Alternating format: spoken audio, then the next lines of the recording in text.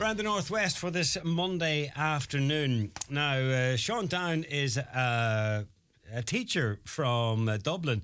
They're living here in Donegal at the moment, actually, down in Brookles, but took it upon himself recently to do a charity walk in Vietnam because he's been living there for a number of years.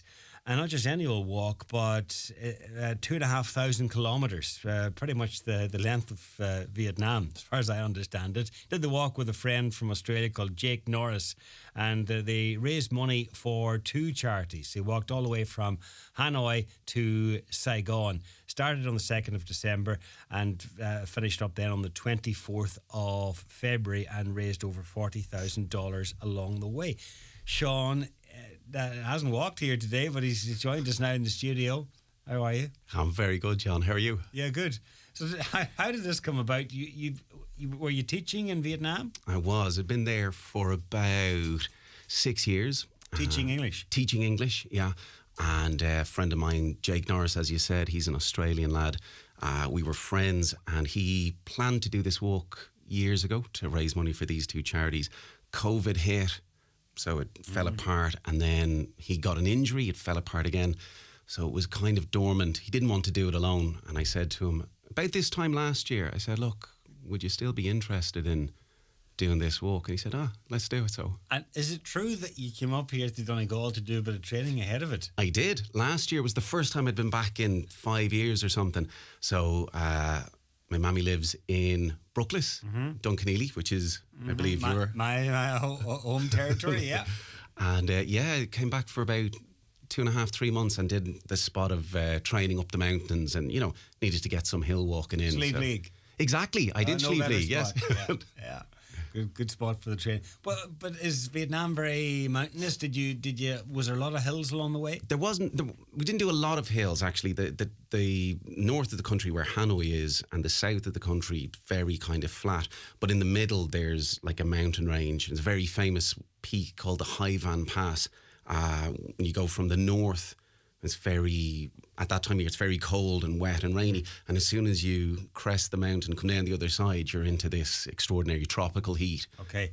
So you had both extremes. We had both extremes. Yeah. Very early on in the walk, we had about a week of constant rain. And the tropical rain, it's like standing under a power shower.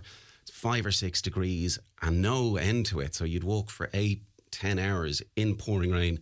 We'd stop off in a hotel, motel, and there'd be no heating. Absolutely drenched. Absolutely drenched, yeah. Completely saturated. I would associate tropical rain with, it might be pouring down rain and you might be soaked to the skin, but it's mild, it's warm, but not necessarily the case. No, that was my experience in the city, but just so happened this time there was no end to it, and it would be from morning to night as you're walking and no breaking it. And cold, I'm used to the cold. I'm Irish, Jake's Australian, he likes the heat.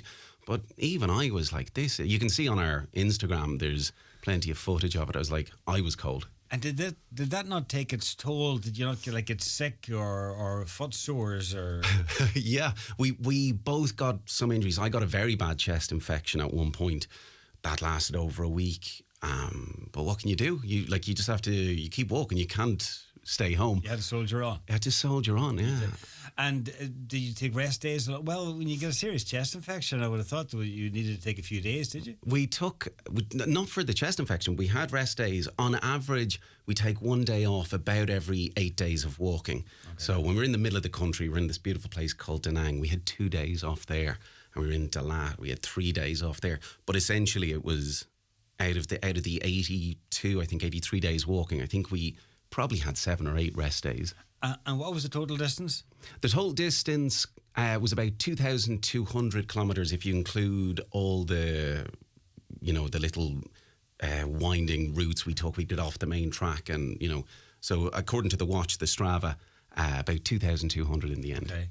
And what sort of a country is it for walking? I mean, are people friendly? Are drivers generally okay with it? How was it? Well, it's not a walking country. It's not. There's no walking paths. It's all just built for the roads. The people are extraordinarily friendly. People will ask you to come in and they'll drive up beside you and give you water and food. They wouldn't know who we were. They're just friendly.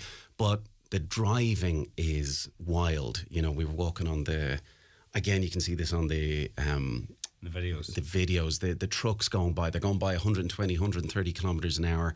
So and were you on main roads mostly or secondary roads? I'd say 50% of the time we're on the main roads, the big highways, because there's no other way of getting from A to B unless you take, you know, a 70 or 80 kilometre detour. But whenever possible, we got onto the little side roads and we would go up, you know, the mountains and the national parks. But in general, no, we're on these huge, big, horrible roads, and that was depressing. Yeah, I can imagine so, with you know, heavy trucks and other vehicles just whizzing by you. And is there a hard shoulder for the most part? Yes, sometimes. A lot of times it was, but other times there's not, and you just have to be on your toes. So what we would do is we would walk against the traffic, because that's clearly. But in Vietnam, the law is actually to walk with the traffic. So sometimes we'd get people stopping and getting quite angry, telling us to walk on the other side. But I mean, we had so many near misses. And it's only because you can see the truck coming at you that you'd be able to get out of the way. We were like, there's no way we're walking with the traffic, you know? Yeah, it sounds like it would be the safer option to go against it. Yeah. Anyhow, you managed to complete it. Did you have, both of you had injuries beforehand, did you? Jake did his ACL about 3 months before, and that's like in the knee, and that can be very, very dangerous and That's bad. One of the ligaments that holds your knee in place. Yeah, it stabilises it, yeah. Absolutely. So I mean, he didn't have a problem with it, though. In the end, he was able to walk on it. But what he did was he pulled the tendon in the front, the shin. There's some tendon there. He pulled that blew up. During the walk? During the walk. We were about a week in.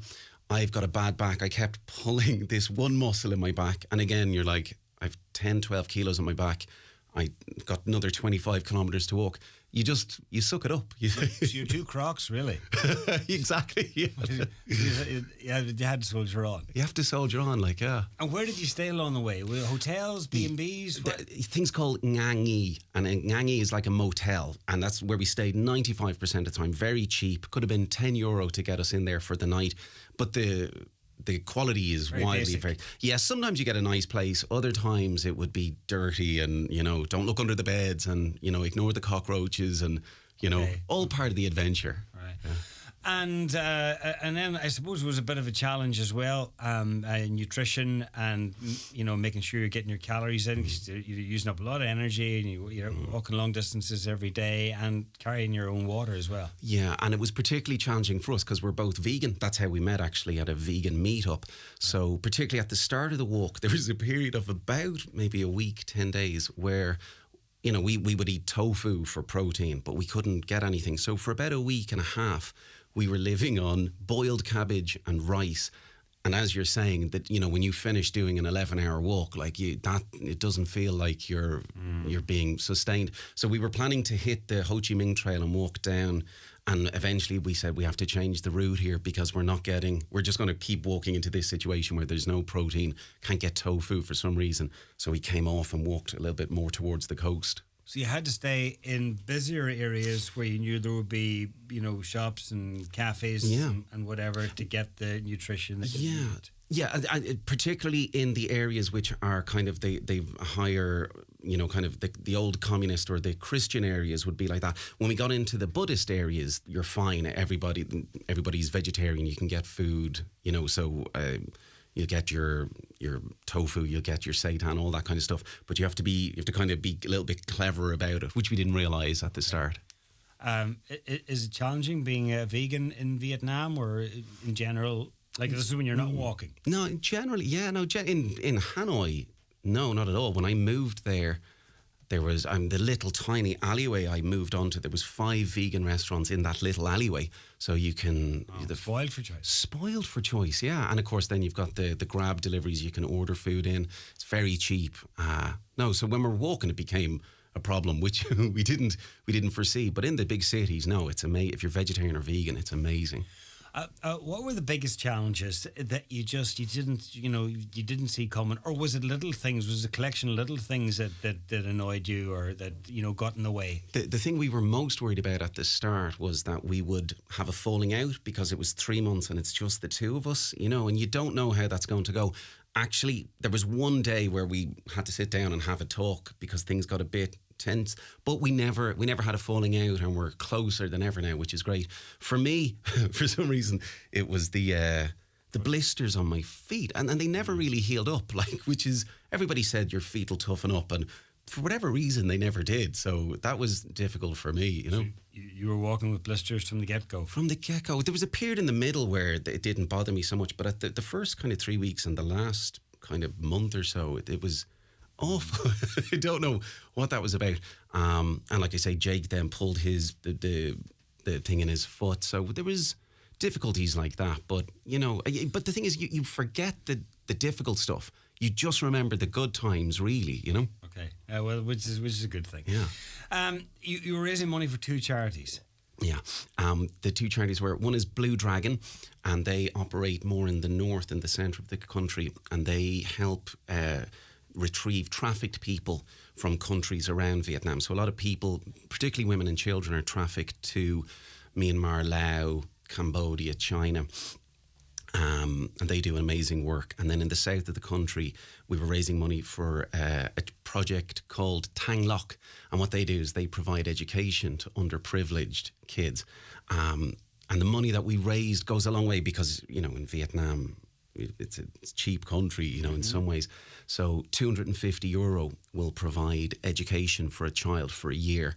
That's transport, clean water, food, pens, pencils, insurance, everything, for €250. So, brilliant. Yeah, it's amazing. They do God's work. Yeah. Okay, so the $40,000 will go a long way. Yeah. Oh, it will. It really, really will. And what now? What does the future hold for you? Are you going back to teach in Vietnam? Are you going somewhere else? I think I'm going to be in Ireland for a while anyway. We've got this vague idea. It's very, very, very early stages that we might do a tour of Europe, and that would be like a 10,000 kilometre walking and cycling, because it would be all year walking.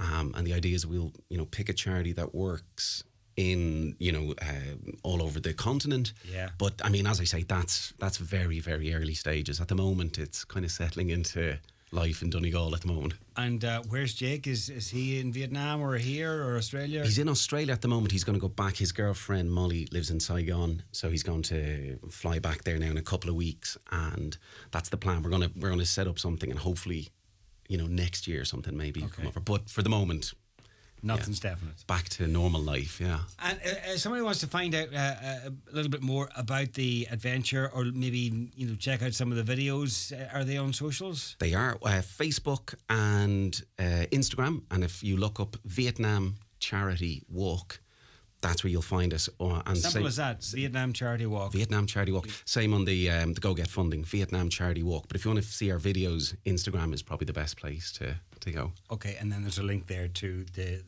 GoFundMe page. There absolutely is. Brilliant. Well, listen, well done. It's an epic adventure, and by the sound of things, it's just whet your appetite for more of the same. So who knows? Who knows? You could be back here in no time. Tell me about an epic trip around Europe. You'll be the first to know, John. Good. Thank you. Thanks, John.